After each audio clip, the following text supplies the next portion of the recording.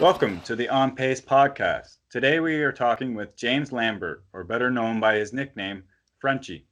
James is an ultramarathon runner originally from France and currently resides in St. Louis, Missouri, with his family and soon-to-be wife. He has completed over 30 ultramarathons, including 7 100-mile races. He is engaged to Denise Tiny D Bourassa, who is another elite ultramarathon runner, making them an ultramarathon dynamic duo. How you doing today, James? I'm doing fantastic. Thanks for having me here, Chris. Thank you. Yeah, you're welcome, man. Thanks for doing this. Of course. So what got you into ultramarathons? Well, originally, I'm 49. So originally I was playing soccer. I'm from France, soccer all my life. And when I turned 43, I decided to retire from playing soccer. Was starting getting all, scared of being injured. There's a lot of younger kids. I was playing recreational soccer in St. Louis and Sunday games, and then you get contact, and this little kid comes to you and said, "Oh, I'm gonna F you up, James." Dude, I gotta work on Monday, so no thank you. So I said, you know what, maybe I should start something else. I was 43, and I decided to start road running, not trail running at first. And I remember my first group run. So I'm in St. Louis. I connect with some guys, and I decided to have this first group run at Forest Park in St. Louis, and it's the middle of winter. I have no idea what I'm doing, Chris. I showed up with it was probably in the late 30s, maybe 40 degrees, 45 degrees. I had 4 layers on me, 4 layers, full tights. Like I said, newbie all over my face. I have a full hood on my face for the eyes. Like people are embracing me, but they look at me like, what's wrong with this kid? Anyhow, so that's how I started running, and eventually I decided to sign up for a trail race, and that just shattered my world. The community, the people, everything was great. I got completely hooked. Plus, I don't like pavement that much at my age. It kind of beat me up. It does beat you up after a race now. Even I'm young, my ankles are still a mess from a race April 7th. I still have bruising coming out of my ankles. I know, right? So trail running was my thing. I decided to go full speed on trail running, and that's how I started. What was the first race called, and how far was it?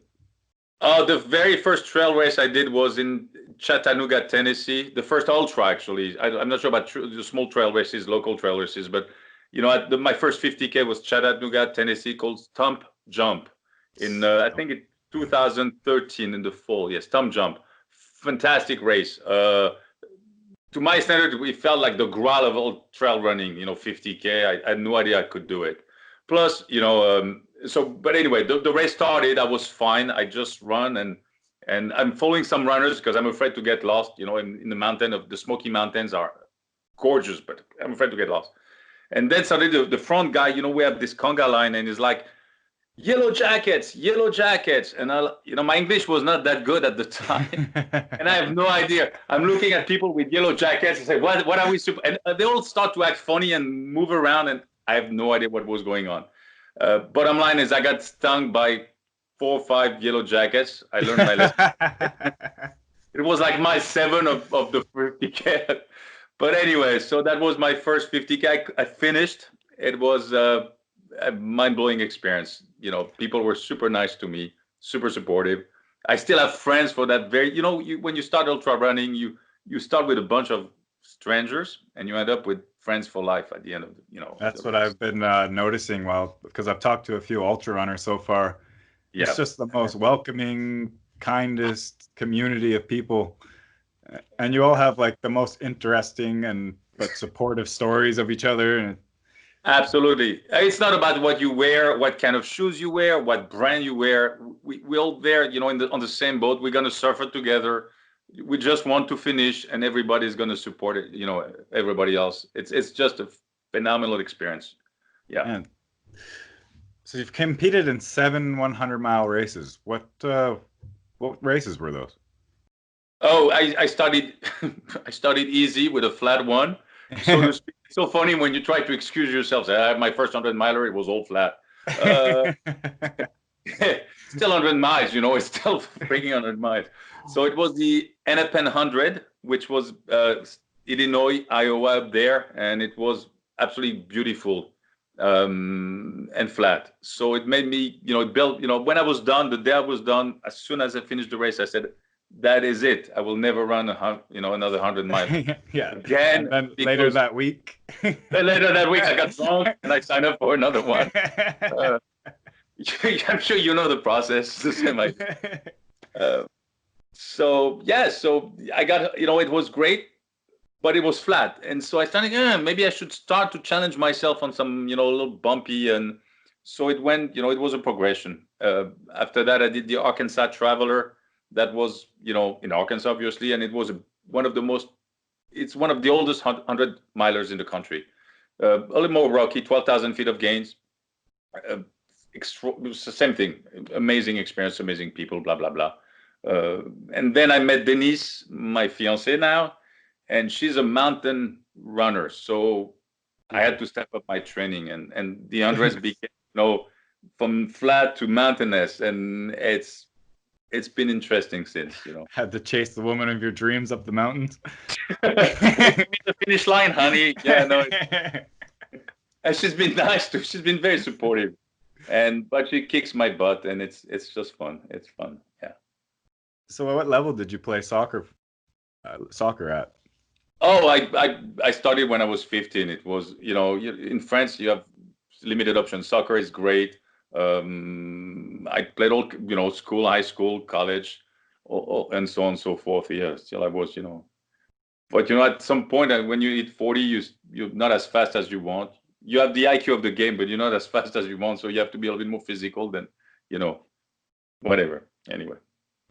So what kind of build-up did you get to before you started doing those ultras? Did you do some marathons and?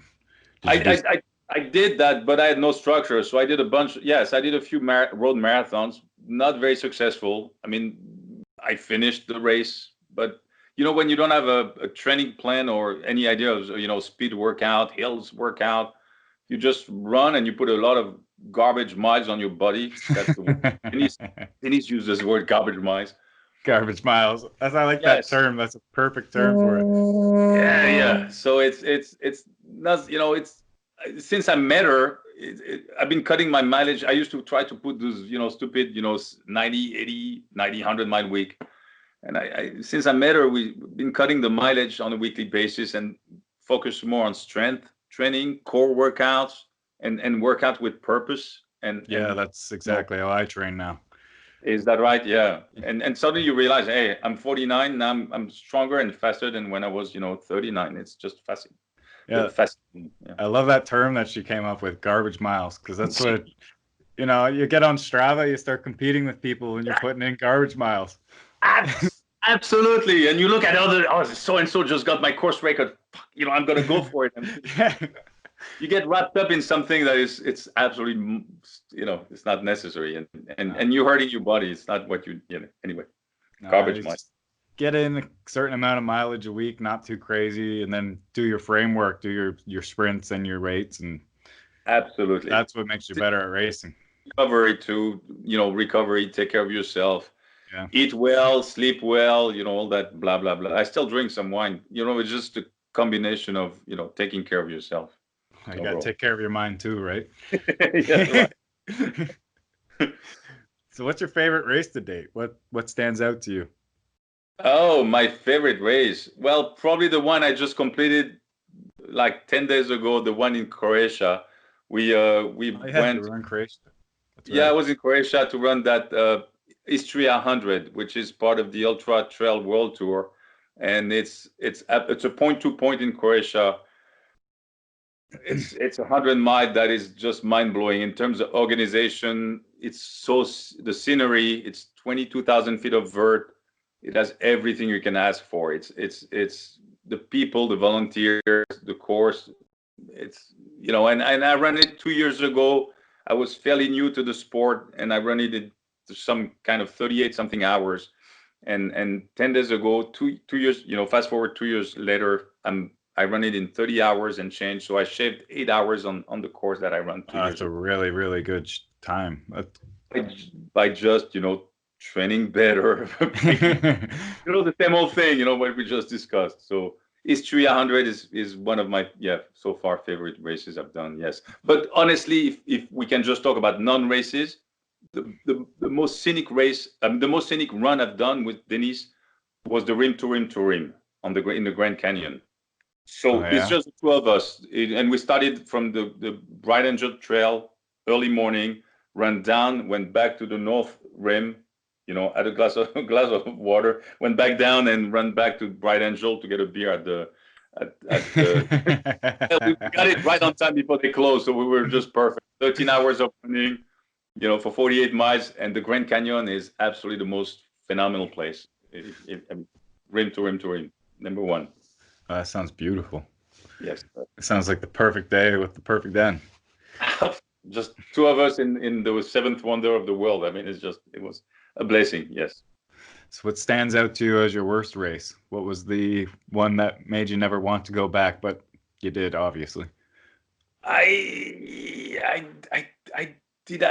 Well, I must say I had one, and that's why I'm wearing the shirt right now. I had one DNF in my all my tries of ultra.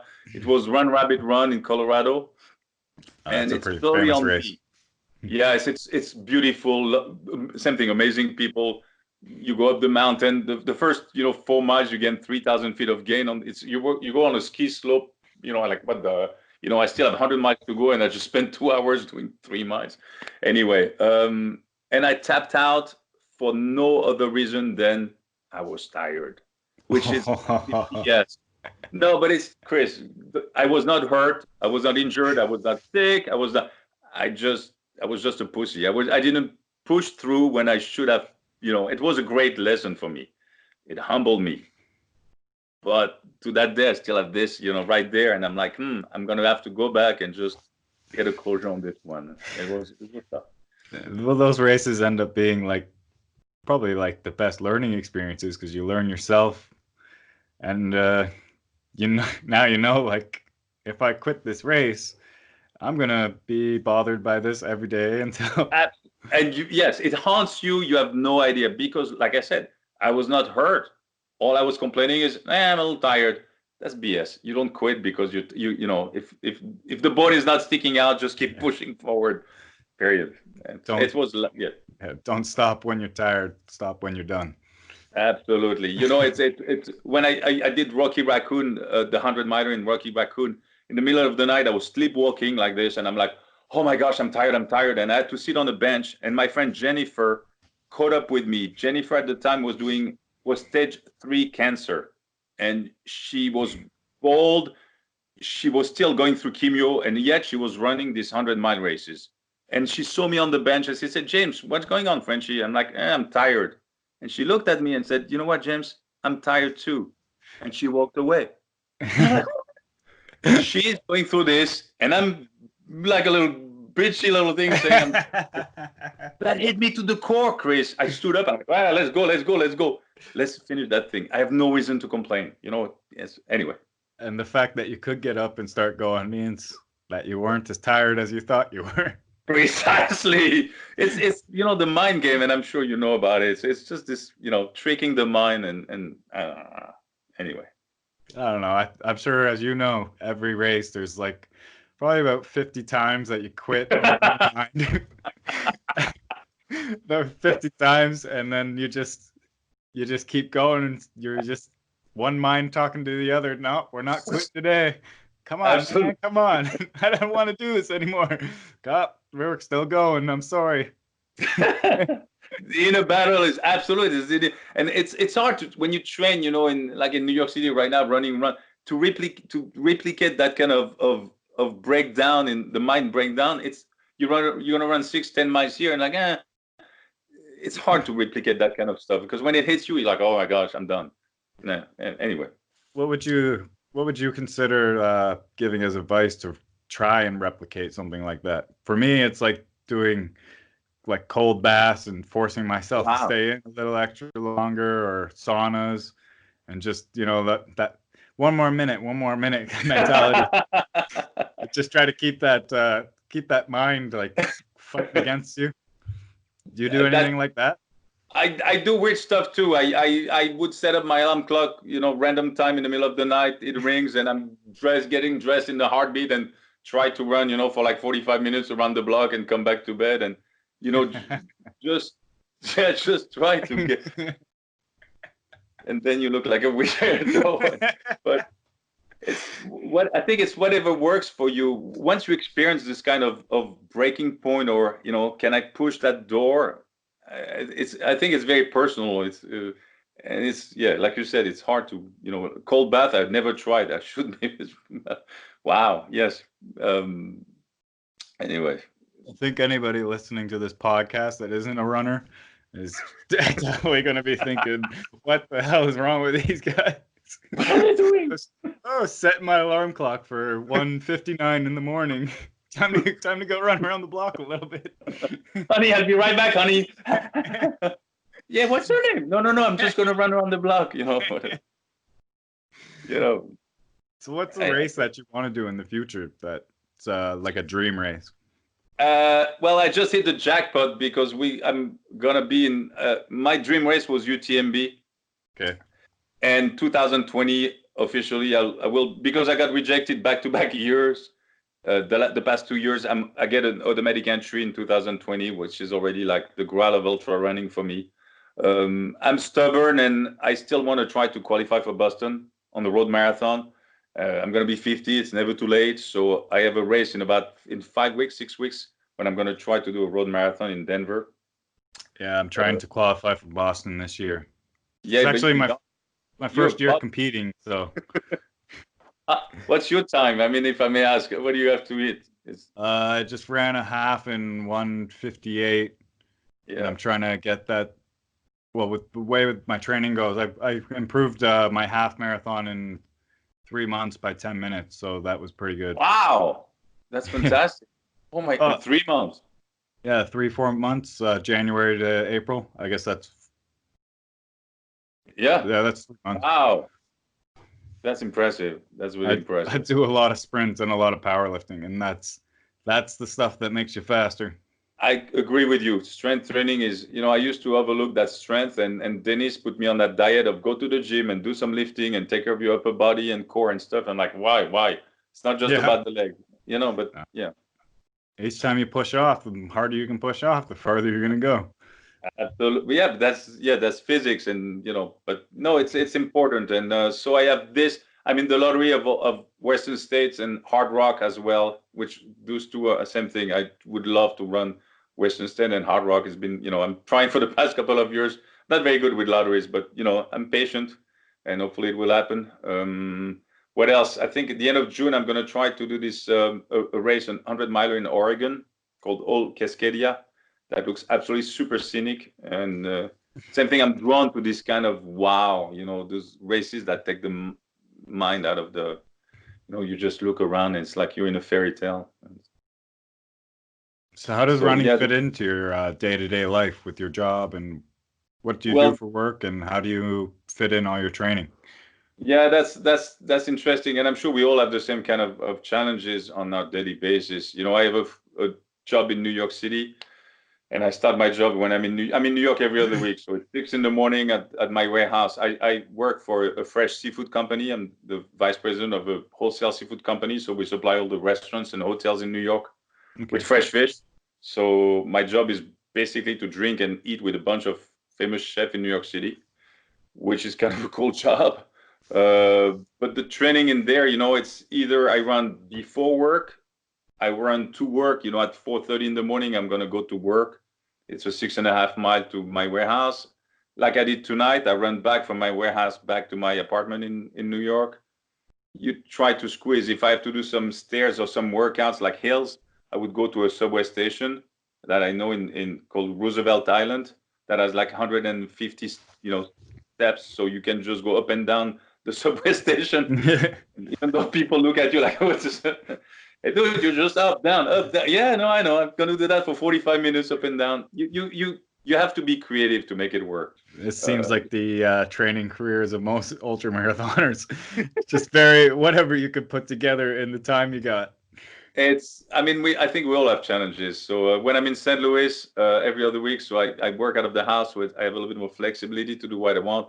And on the weekend, basically it's trail running around town in St. Louis. We have beautiful trails there. Same thing, long runs. I have a weighted vest as well that I would recommend to a lot of, people getting into ultra running. A weighted vest is a great way when you do hill repeats or stuff to add extra stress on your body. You got to be careful with it, but you get stronger. So no, it's life has so many hours during that is 24 hours during the day. Just try to make it work. Yeah, I always try to recommend that to people when they go out to run. Like, add some extra type of stress if you can to your runs. Because if you learn to run in the cold, you learn to run in the hot, or you learn to run with extra weight, it's only going to make you a better runner and help teach you how to overcome things when you are racing. Absolutely. Because you're never going to have the perfect condition no matter what when you're out there. At Istria, we studied the race and we went up the mountain and we had, I don't know, maybe a foot of snow up there with 40 miles per hour wind in the middle of the night that were just slapping you. And we were not ready for this. But if you're strong enough, if during training, put yourself through some kind of stress, well, you know what? I can handle it. It's just wind. It's just cold. It's just this. Yes, absolutely. I couldn't agree with you more. It helps so much, like when you don't mentally crumble at the terrain or the weather conditions. Absolutely. There's a little bit of rain, and most people they pack their bag and they're gone back home. They don't want to go out for that run. And they see you like, yeah, I'm like, it's just water after all. It's just water. What is it? That's all it is. But I think it's important. I agree with you. I agree. What main benefit stands out to you that running has brought to your life? I think it's everything, especially ultra running. All the things that you learn during a training cycle is stuff that you can apply in your daily life in terms of discipline. That's exactly what I was going to say. Okay. But that's what it is. I mean, you have this work ethic, this drive that you want to succeed. And I tell my kids all the time, they said, Daddy, you wake up yes, but this is what it needs to be. And then in your life, if you can apply that to your life, you'll be successful. I think it's very simple rules. Yeah, it really helps out to have that discipline, because especially like when you do those hard races, everything else in life just starts to seem so not so challenging anymore. It doesn't become so overwhelming, and everything just becomes okay. Absolutely. I just came back after my race in Croatia, walked in the office, after my time off, and all my staff looked at me and said, James, you look very calm. You look very relaxed. And I was, hi, everyone. Like you have this kind of inner peace. It's interesting. And so it translates into your job and to your, your friends, your family. I don't know. I think you can apply all these rules in your life. Oh, evil can't stay in a 10-mile run. It's just there's no room in there at all. You get out running, and everything that was bothering you before just melts away, and you become calm and at peace. It's your me time, and yes, it's my me time. I'm just meditating, and I count my blessing, because it's very important to me. There's a lot of people who can't do what you and I do. They're challenged with physically, they can run, and I think we have to be very thankful that we're fortunate enough to be able to do what we do, and it's not everybody. And so I'm very grateful for this. My body will allow me to do all these things. Yeah, for sure. What are some inspiring people that you look up to in the race world or in? Yeah, well, besides my girlfriend, obviously, Denise Bourassa is my number one idol, because I feel sometimes that I'm stubborn, but she's stubborner. I don't know if you can say whatever I am. She's time 5 or 10. I'm fascinated by her drive, her work ethic. I thought I was good, and she's better, and so I look up to her, and she made me a better runner. So I'm very grateful for that. In the sports of ultra running, I think I love Kilian Jornet. He's from the Basque area, just like me, but on the Spanish side. Killian is just great because he runs for all the right reason. It's not just about winning. He runs because it's fun. You know, he doesn't mind tying for a race. He's hurt. He's still going to win. I mean, he's just having this kind of exuberance. He embraced the sport for what it is, and I think it's very good. After that, I think, you know, if I want to, I mean, the people those would be in terms of racing, but now in terms of locally in St. Louis, I have great people that I try to surround myself with a bunch of good people, and I think in St. Louis we have a lot of good people that support the trail community. My friend Ryan Meyer, I don't know if I can mention some names and some local stuff. Is it okay with that? You can say whatever you want. All right, Ryan Meyer. And they're also welcome to come on the podcast if they want. Oh, Ryan would be a great asset because he has this organization called Arch City Run Club, and he has put together all these runners that were kind of like lost sheep in St. Louis into one umbrella. And he's doing a great job on Facebook and in terms of putting, you know, some events and races together, group runs. I think I love that kind of sense of community. It's not just about me running. It's about all of us. It's about supporting each other. So Ryan is doing a great job. We have some great stuff in St. Louis. You have, you know, my friend Shalini Kovac in St. Louis put tons of races, and she works so hard to make this, you know, stuff happen. Obviously, my friend Michel Hartwig, you know, I joined that Ornery Mule racing team a few weeks ago, and it's all about being kind and nice to people. And we just try to be supportive. It's not just about the elite. It's about the middle of the pack runners like me who work really, really hard to get results. You know, we put all these blue collar hours every day to feel good about ourselves. And so Michel and this organization, Honorary Mule Racing, you know, they have the NP 100. We put together the Kettle Moraine, a lot of races now, and launching a new campaign coming up in the next couple of weeks called "Kindness is the New Cool." Because you're gonna see we have a bunch of merchandising coming out. It's gonna be a cool hashtag. We want to, like I said, we want to emphasize that, you know, trail running is for everybody, regardless of your shape, your size, your color, your level of fitness. We're gonna embrace you. We're gonna make you feel good, and we're gonna support each other. So yeah, to me, it's that's really a message I want to put out there. Like, you know. That's one of the things about the trail running community is it's a community. Absolutely. You guys are really out there for each other. And more and importantly, it's never too late to make a change in your life, Chris. No matter how old you are, how you feel about yourself. You know, I was 43 when I started trail running. It's never too late. You can say, you know what, today's the day one of this, no matter what. So, you know, we want to just. I had to take that hard look in the mirror one day, not too long ago, and get my life back together. You know, we can all get to that bottom of the gutter. So there's always a way to change your life.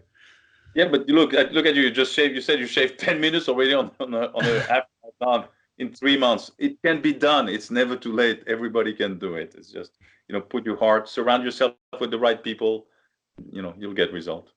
Yeah, keep around positive people. Don't. Oh my goodness. Yes. Don't stick around the people that are trying to drag you down.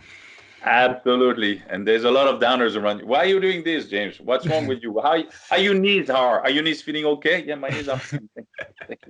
Oh, that's the thing that annoys me the most. Is like, what are you gonna do when you get to this age? Oh my. And then you look at the people that are that age that never ran, and they're all like in like those waters, and they can't move. And then you look at the marathoners that are 80 years old finishing marathons. Like, I'm gonna be finishing marathons. Like, that's what's gonna be happening. Absolutely. So, you know, but anyway, I'm not trying to preach. I'm just trying to, you know, to open my heart, my mind, and say, hey, you know, let's all come together. It's never too late. Just give it a shot. Put on a pair of shoes and find your local running club. And always, yes, absolutely. And or I said, you know, sign up first for something. Commit. Yes. You know, that's one thing Denise showed me is like, as soon as you're accountable to something or someone, you're like, okay, I'm gonna push myself. You know, now, you know, I decided to. You know, so I love that. I love that. It's just saying, like, you put that down on a piece of paper. Don't let yourself down. You made a commitment. Get out there. Go do it. You're Yes. going to feel way better if you did it instead of when that date passes and you're sitting on your couch. It's yeah, but thinking, it's not exactly right. It might not be the right time, the right this, the right that. Screw this. Just sign up, commit to it. Like, oh my gosh, I just spent $300 for 100. Now it's time to train, and you'll be successful. It's not, it's just running. It's not very complicated at all. And from what I hear, when you sign up to those races, people are going to help you out on those courses. You don't have to think you're going to be abandoned and left alone. People are going to be there for you because they want you to finish. Absolutely. It's a big family. And I always, suggest or advise people, especially during the night section when we do all this crazy stuff, run with people. Don't run alone. Try to surround yourself with other, even if it's not exactly your pace, but just have conversation in the middle of the night and when you're in the middle of the mountains or forest.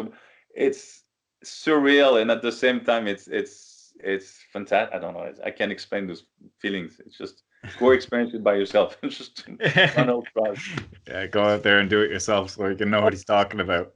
Absolutely. So what else? What else has been up? What else? Something we can talk. I mean, something that's dear to me as well is math training. I don't know if you're familiar with math, the Matheton training. At my age, it's been very, running with your heart rate. Most of my runs are done with my heart rate. I do all heart rate running.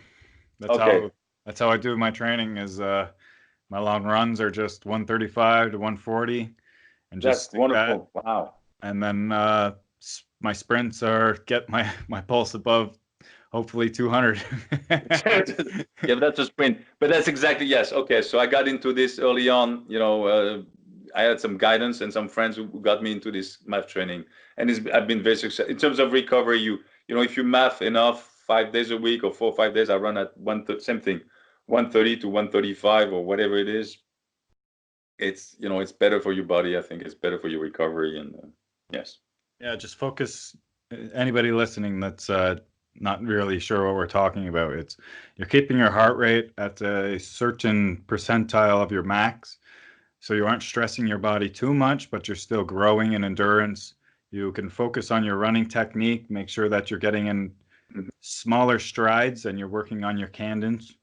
It's just going to save your body and not beat it up so much, and you'll be more ready to race. And the high intensity training we're talking about, like sprints and powerlifting or whatever you do, is these are short workouts that are trying to make your body react to a new stress put on it. So when you're doing sprints, you're trying to stress the muscle to a point where it has to adapt and change and become rather bigger, stronger, and faster. So now your cardiovascular system can support a stronger, faster movement. And what is fascinating is I started mathing and I'm like, okay, I'm gonna try. I run a mile at 135 and my pace was like 12 minutes. And I'm like, oh dear, it's never gonna work, 12 minute pace. I'm gonna get bored easily on this. And fast forward 2 or 3 years later, I run at 135 now. If on a good condition, I can probably do a sub 8 minute 8-minute mile at 135. Nice. And so you can hold it and you're not fatigued. So it's a great way to measure. It's hard, just a clock or a time. Or sometimes you run speed work. It's like, how fast am I supposed to run? I have no idea. Based on what I think heart rate is a good gauge, to tell you your level of effort and intensity and stress. Yeah, it's important. It's a very good way to measure your progress too, because you'll see like if you're always running at a 135 pulse, you're going to see your paces increase.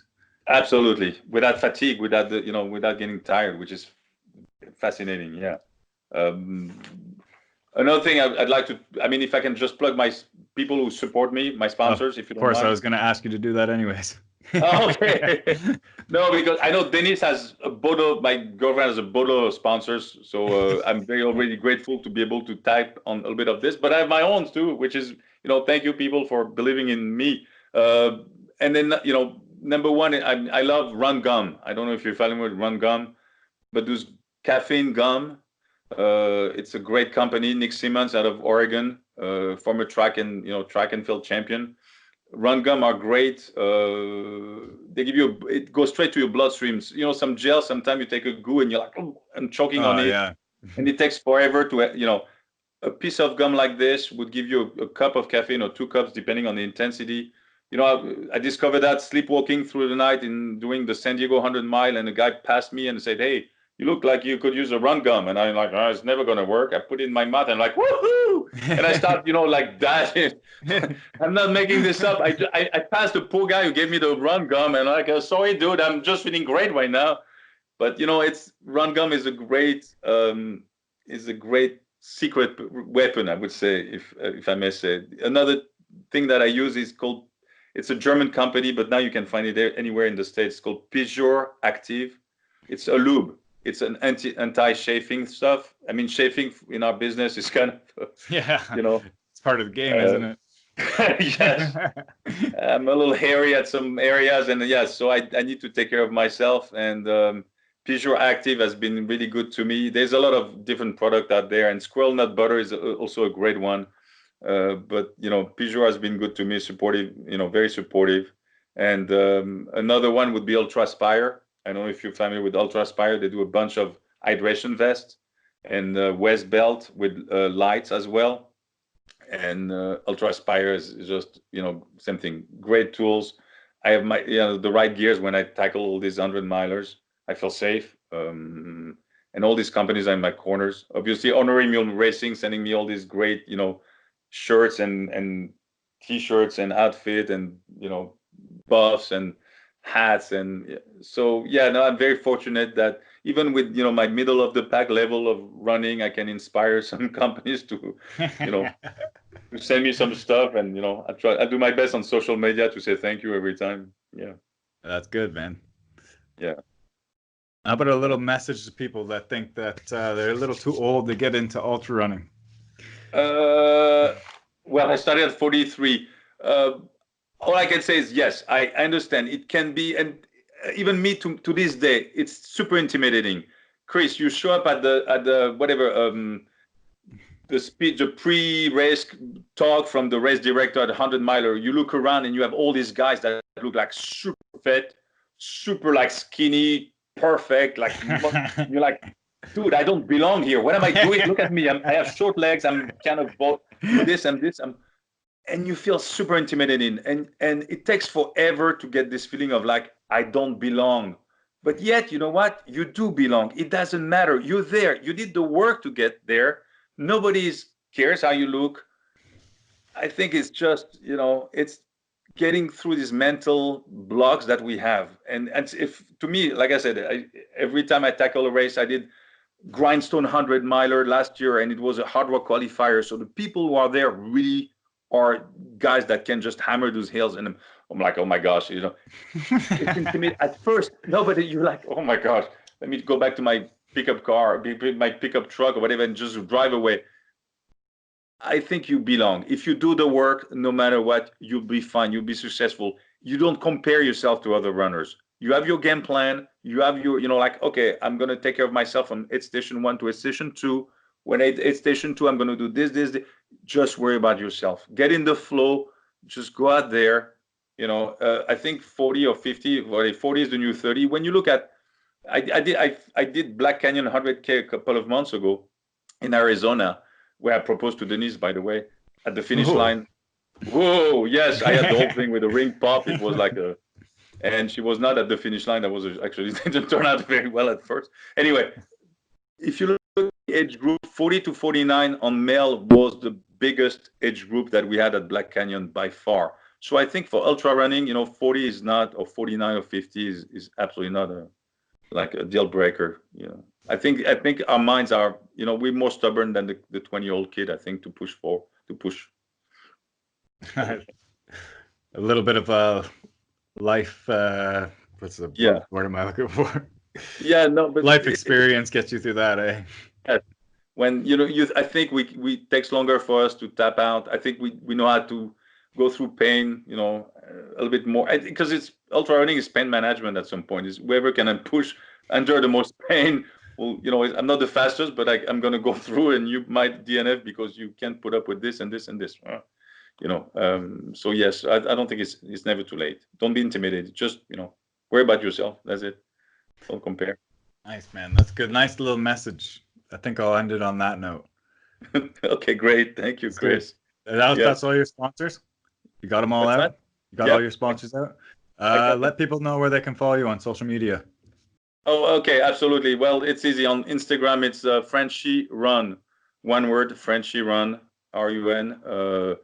Facebook, they can find me on James Lambert, and I think that's about it. I got to get more on Twitter. I'm not very, I'm Frenchy Run on Twitter, but I'm not as a Twitter guy as I am an Instagram guy. I'm not too big on Twitter either, but here I am about to post my Twitter plug. All right. We have been speaking with James Lambert on the On Pace podcast. Thank you very much for coming on and sharing with us, man. I had a blast, man. Thank you, Chris. Thank you. You can find us on Instagram, Facebook, YouTube at On Pace Podcast, Twitter at Pace Podcast. As I just said, I don't really use it. And www.onpacepodcast.com. All right. Thanks again, man. You have a great evening, Chris. Cheers. Good luck. Welcome to the On Pace Podcast. Welcome to the On Pace Podcast.